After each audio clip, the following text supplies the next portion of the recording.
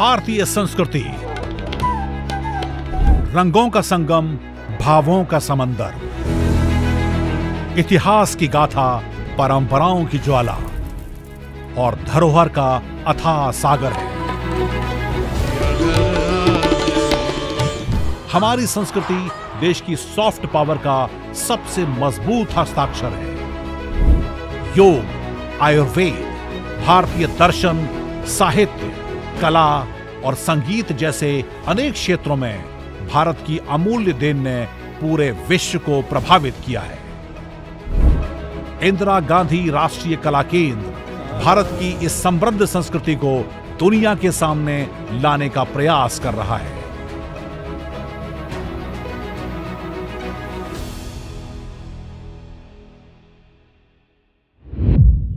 नमस्कार, स्वागत है आप सभी का इंदिरा गांधी राष्ट्रीय कला केंद्र संस्कृति मंत्रालय की इस खास साप्ताहिक प्रस्तुति में। दुनिया को वसुदैव कुटुंबकम का संदेश देने वाली भारतीय संस्कृति की बात ही अनूठी है। ये उस ज्ञान परंपरा की वाहक है जिसमें ऊंच नीच का कोई भेद नहीं, समानता और स्वतंत्रता का विचार इसके मूल में है। IGNCA भारत की इसी समृद्ध संस्कृति को सहेजने और इसे आगे बढ़ाने का दायित्व बखूबी निभा रहा है। इसी परंपरा में एक महत्वपूर्ण प्रयास है संस्कृति संवाद, जिसे साथ मिला है प्रसार भारती और दूरदर्शन का। इसमें हर हफ्ते हम आपको दिखाते हैं भारत की संस्कृति के विविध रंगों को। तो आइए शुरू करते हैं आज का सफर। सबसे पहले नजर डालते हैं आज की झलकियों पर। मैं भारत के बारे में थोड़ा बहुत जानता हूं, तो मैं कह सकता हूं कि यहाँ गुरु का जो भाव है वो आकाश जैसा है।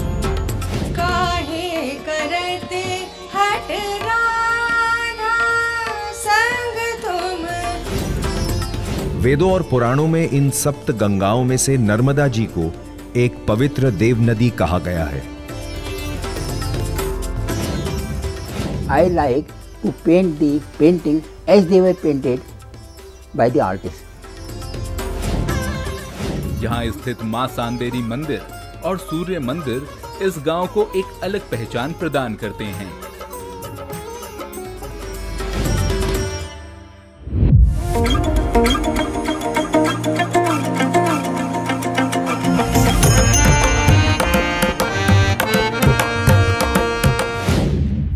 संस्कृति मंत्रालय का अग्रणी संस्थान IGNCA अपने मुख्यालय और क्षेत्रीय केंद्रों पर हर हफ्ते बुक लॉन्च, पेंटिंग प्रदर्शनी, अपने क्षेत्र के विशेषज्ञों द्वारा किसी विषय पर टॉक शो, सेमिनार और अपनी फील्ड में उत्कृष्ट योगदान देने वाले शख्सियतों की स्मृति में मेमोरियल लेक्चर और विशेष सांस्कृतिक समारोह का आयोजन करता है। तो आइए संस्कृति संवाद के इस सेगमेंट में देखते हैं IGNCA में बीते हफ्ते कौन कौन से इंपॉर्टेंट कार्यक्रमों का आयोजन हुआ। एक नजर डाल लेते हैं सुर्खियों पर। इंदिरा गांधी राष्ट्रीय कला केंद्र के कलाकोश प्रभाग के प्रतिष्ठा दिवस पर केंद्र की अर्धवार्षिक पत्रिका कला कल्प के गुरु पूर्णिमा अंक और इसके साथ 9 महत्वपूर्ण पुस्तकों का लोकार्पण किया गया।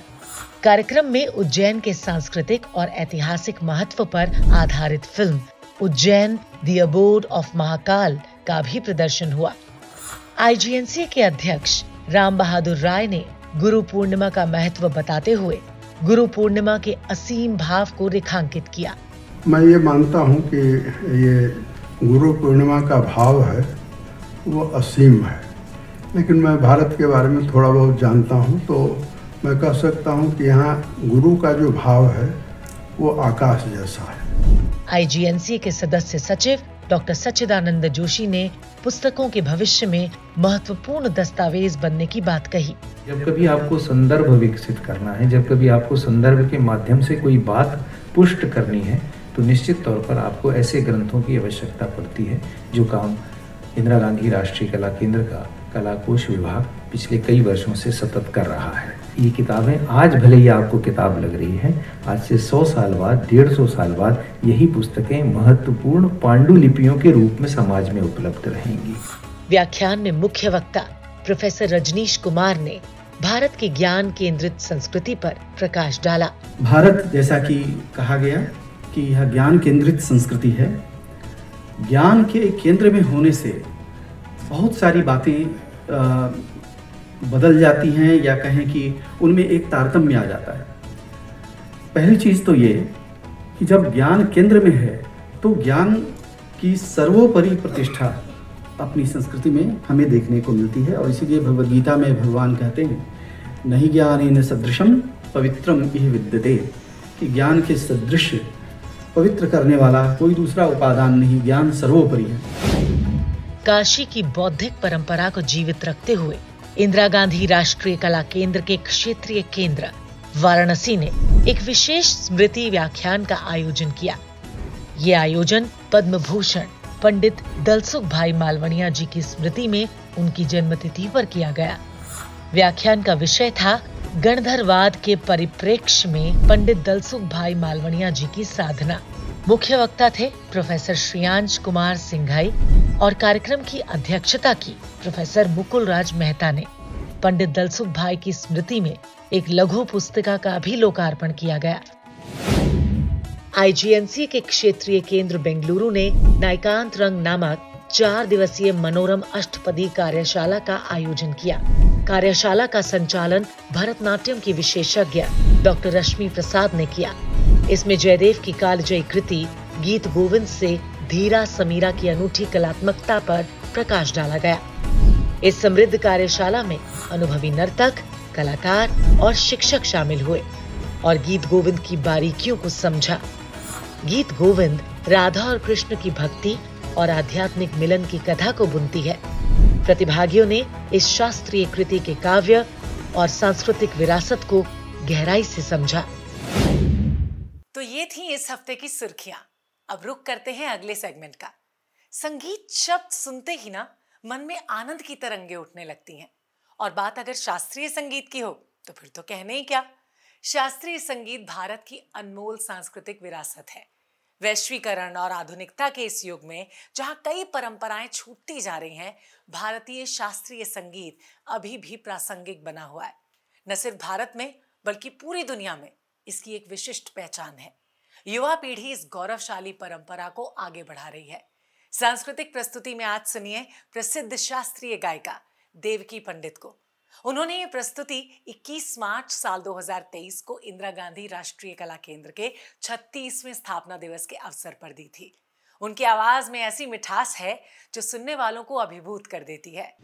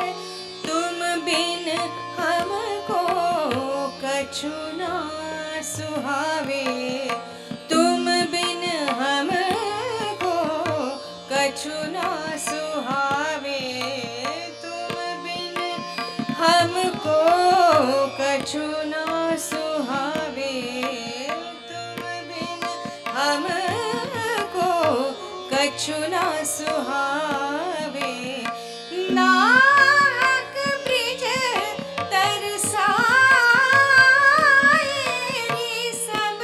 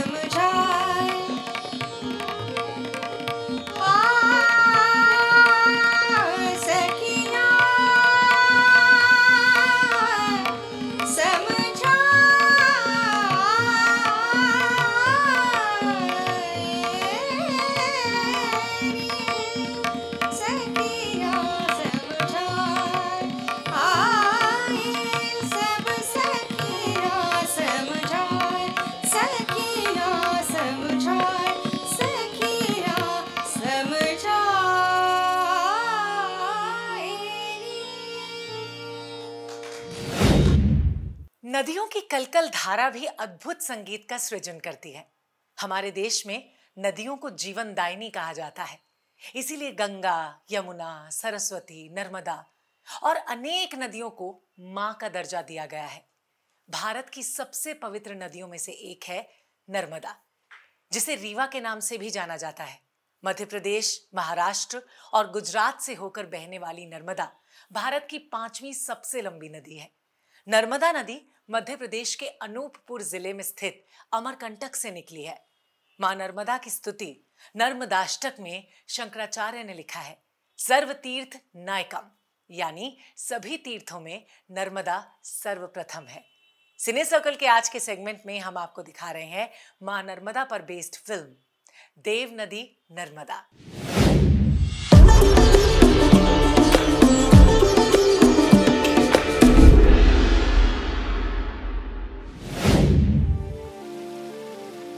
स्कंद पुराण के अनुसार देव नदी नर्मदा का अवतरण आकाश में स्थित भगवान शिव के शिवलोक से हुआ है। इसीलिए जो लोग नर्मदा और अमरकंटक की यात्रा करते हैं वे ब्रह्मा, विष्णु और शिव लोकों में विहार करते हैं। गंगे च यमुने चैव गोदावरी सरस्वती नर्मदा सिंधु कावेरी जलेस्मिन सन्निधिम कुरु। वेदों और पुराणों में इन सप्त गंगाओं में से नर्मदा जी को एक पवित्र देव नदी कहा गया है। मध्य प्रदेश के अमरकंटक से निकलकर गुजरात के भरूच के पास अरब सागर की खंबात खाड़ी में विलय होने तक नर्मदा नदी लगभग 1312 किलोमीटर का लंबा सफर तय करती है। ये गोदावरी और कृष्णा नदी के बाद भारत के अंदर बहने वाली तीसरी सबसे बड़ी नदी है, जबकि भारतीय प्रायद्वीप में बहने वाली 5वीं सबसे बड़ी नदी है। नर्मदा उद्गम कुंड। नर्मदा कुंड नर्मदा का उद्गम स्थल है। यहीं से नर्मदा प्रवाहमान होती है। मेकल पर्वत के अमरकंटक से निकलकर 200 किलोमीटर तक सतपुड़ा के घने जंगलों के मध्य बहती हुई नर्मदा नदी जबलपुर पहुंचती है। भेड़ा घाट। जबलपुर से 20 किलोमीटर दूर नर्मदा नदी की जलधारा खुले में नहीं बल्कि दूर दूर तक दोनों तरफ खड़ी नीली, गुलाबी और पीली चट्टानों के बीच से गुजरती है। ओमकारेश्वर ज्योतिर्लिंग। इंदिरा सागर से निकलकर नर्मदा जी ओमकारेश्वर के लिए चल पड़ती हैं। ओमकारेश्वर मंदिर मध्य प्रदेश के खंडवा जिले में मोरटक्का गांव से लगभग 20 किलोमीटर दूर मानदाता द्वीप पर स्थित है। मानदाता द्वीप पर नर्मदा और कावेरी का संगम होता है। महेश्वर। ओमकारेश्वर में भगवान शिव की प्रदक्षिणा करके आनंददात्री भगवती नर्मदा महेश्वर मंदिर में उपासना करने के लिए महेश्वर पहुंच जाती हैं। आदिवासी मेला। नर्मदा जी उत्तर और दक्षिण भारत की सीमा रेखा है। यह मध्य प्रदेश में लगभग 750 किलोमीटर चलती है। अपनी यात्रा जारी रखते हुए नर्मदा जी मध्य प्रदेश में इंदौर से लगभग 150 किलोमीटर दूर झाबुआ जिले में पहुंचती है। आदिवासी समाज में स्त्री पुरुष में ज्यादा भेद नहीं। दोनों की जीवन शैली भी एक जैसी है और उनके वैवाहिक अधिकार भी। इस मेले में एक परंपरा और है। जिस आदिवासी युवक को कोई लड़की भा जाती है और वो उससे शादी करना चाहता है तो लड़की से आई लव यू नहीं कहता बल्कि अपने प्रेम का मौन इजहार करता है। वो पान वाले की दुकान से मजेदार मीठा पान लेता है और लड़की के आगे बढ़ा देता है। यदि लड़की मुस्कुराकर पान का बीड़ा स्वीकार कर लेती है और पान खाने में उसे आनंद आ गया तो वो आंख मारकर एक इशारा करती है और पल भर में लड़का लड़की मेले से गायब हो जाते हैं। वे तब तक घर वापस नहीं लौटते जब तक उनके माँ बाप दोनों की शादी के लिए सहमति नहीं दे देते। दरअसल ये एक प्रेम विवाह करने की आजादी है जिसमें प्रेमी युगल भागकर शादी करते हैं। संभवतः इसीलिए इस उत्सव को भगोरिया कहते हैं। मध्य प्रदेश के झाबुआ से निकलकर नर्मदा जी भरूच में प्रवेश करती हैं। नर्मदा जी अनवरत बिना विश्राम किए चलते चलते अपने अंतिम पड़ाव गुजरात में सफर करती हैं।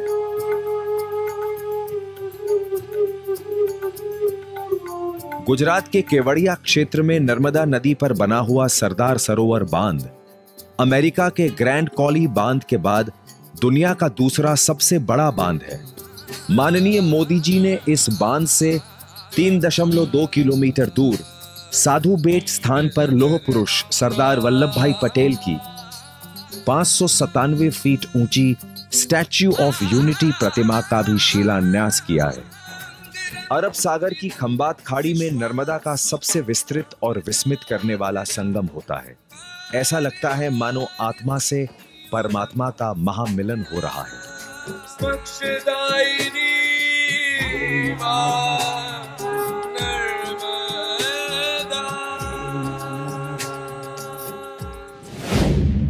भेड़ा घाट की संगमरमरी चट्टानों के बीच से बहती इस देव नदी के बारे में जानकर आप आनंद से भर उठे होंगे। जिस तरह नदियां हमारी प्राचीन संस्कृति का अभिन्न अंग हैं, उसी तरह शैल कला यानी रॉक आर्ट भी इसी प्राचीन सभ्यता का दर्पण है।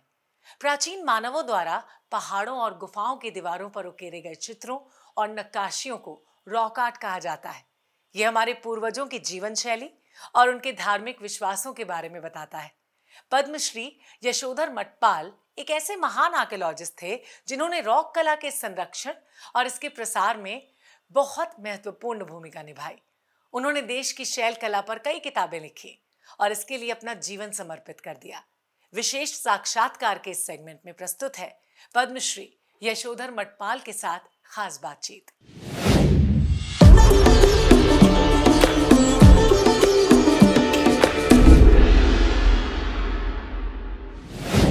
Rock art is a term used for all the artistic expressions found on bare rock surfaces. They may be either painted or engraved on the rocks. Can you tell me about that? When we go to the rock art shelters or the caves, we find the rock art depictions are made at a particular place within the shelter. Most probably we find these depictions in an inaccessible place. Why so? Yeah, you are right, because rock art, it is not necessary that the caves which are useful for the accommodation, they will bear the rock art. Sometimes it is possible the best shelters, they were never painted. But the other side, the rock art is found on very hard accessible places, and also even in the depressions. So it means the rock art, even the cave, it has a specific meaning to express his creations, and it was a particular area, and you will see there are so many superimpositions. It is because a particular surface was used and reused for generations. So certainly every part of the rock was not useful or treated as a sacred part to be expression of the rock art. Can you tell us about what is your approach to rock art documentation and study?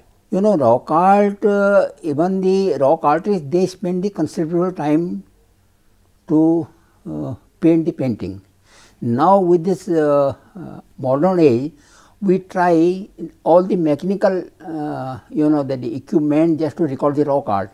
And my thinking is, you spend as much time as to study the rock art and to see it closer, then you understand the rock art better. So I have been by nature an artist, and I like to paint the painting as they were painted by the artist. So certainly it was a time consuming technique, but I have the very wonderful results, because when you take snaps for recording, then you sometimes you miss many things which you cannot understand.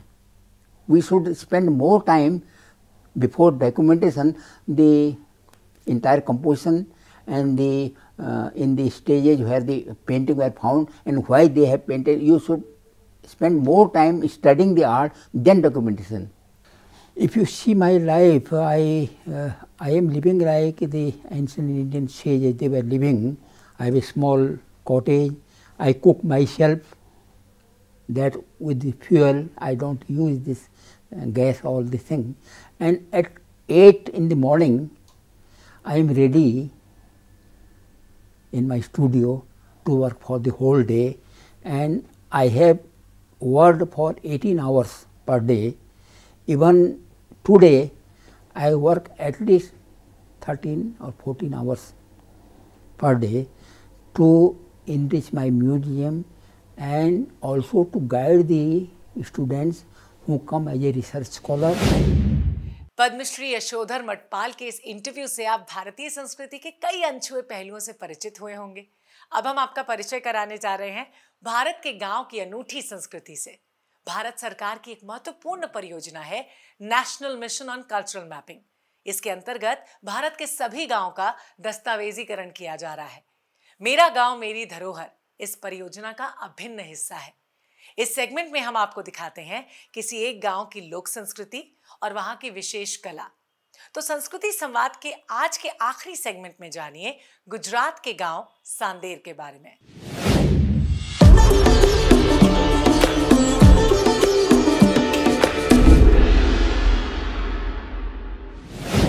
सांदेर गांव गुजरात राज्य के पाटन जिले में स्थित है।